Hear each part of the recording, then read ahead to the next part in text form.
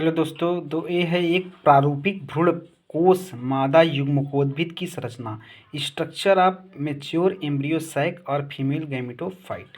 इसमें देखिए फूल की पूरी पूरी संरचना। इसमें देखिए स्टिग्मा है, यहाँ पर वर्तिकाग्र सबसे किनारे पे है। इसके बाद स्टाइल ओवरी है। इसके बाद एंडोरेसियम नर जननांग यहाँ पर है। पेटल्स पंखुड़ी है, ठीक है। ओवरी अंडाशय है।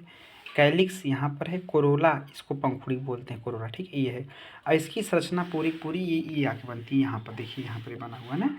एक प्रारूपिक परिपक्व मादा युग्मकोद्भिद या भ्रूणकोश 8 केंद्रक होता है। उसमें क्या होता है? 8 केंद्रक। देखिए यहाँ पर 1 2 3 4 5 6 7 8, 8 केंद्रक। तो 8 कोशिका होनी चाहिए नहीं, लेकिन 8 केंद्रक भले है, 8 केंद्रक भले है, लेकिन अगर में कोशिका देखा जाए तो वो 7 है।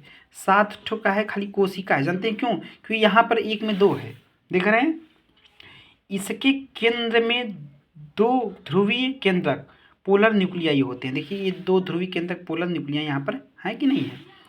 इसके बाद केंद्रक होते हैं जो बाद में एक दूसरे से मिलकर द्वितीय केंद्रक सेकेंडरी न्यूक्लियस बनाते हैं। मतलब यही सब मिलकर क्या बनाते हैं भैया?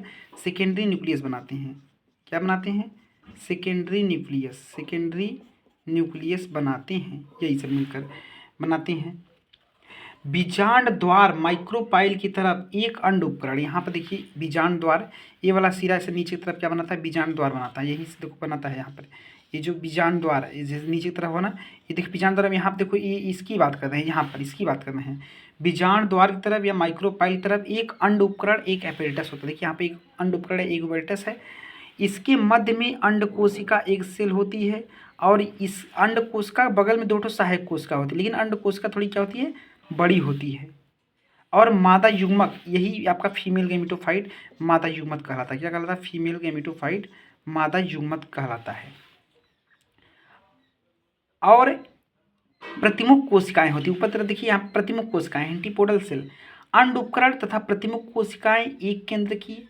अंड उपकरण अगर में हो गया, देखिए यहाँ पर ये सब एक केंद्र की होती है, यूनिन्यूक्लिएट तथा अगुणित होती हैं। क्या होती हैं? हैप्लाइड होती हैं। हैप्लाइड अगुणित होती हैं। अगुणित हैप्लाइड अगुणित होती हैं ना। इसके बाद केंद्रीय कोशिका द्विकेंद्र की होती है। यहाँ देखिए बाई केंद्र की, ये आपका बाई न्यूक्लिएटेड होती है। द्विकेंद्र की बाई न्यूक्लिएटेड होती हैं, जो दोनों ध्रुव केंद्रक के संलयन के कारण द्विगुणित हो जाती हैं। ये बात है ना।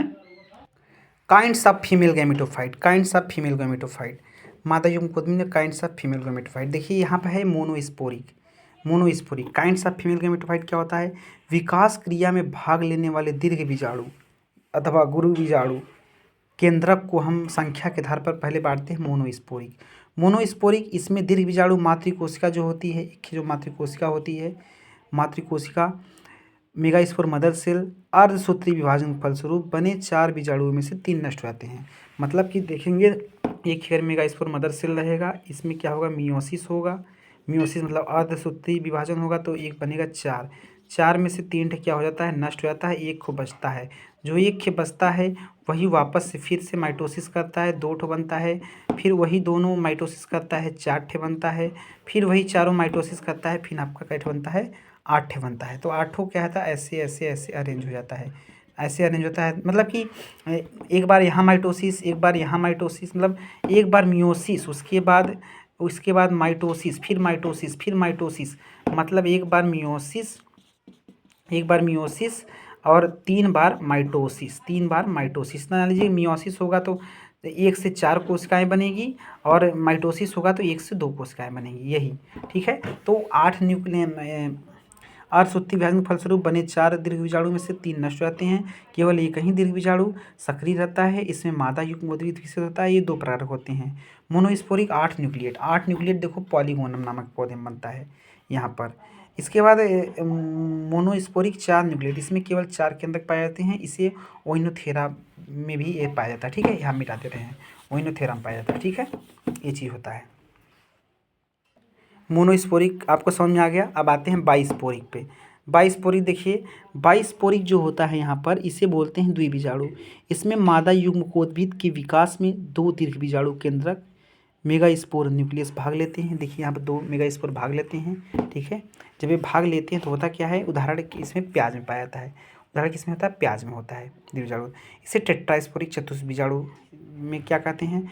यहाँ पर इसमें मादा युग्मकोद्भिद के विकास में 4 द्विबीजाणु भाग लेते हैं और 8 से 16 केंद्रक यहाँ पर पाया जाता है, ठीक है। परमीनियम नाम के प्लांट में यहाँ पर पाया जाता है, ठीक है। द्विबीजाणु बायोस्पोरिक प्याज में पाया जाता है, ठीक है। ये सब चीज़ें हो गया। तो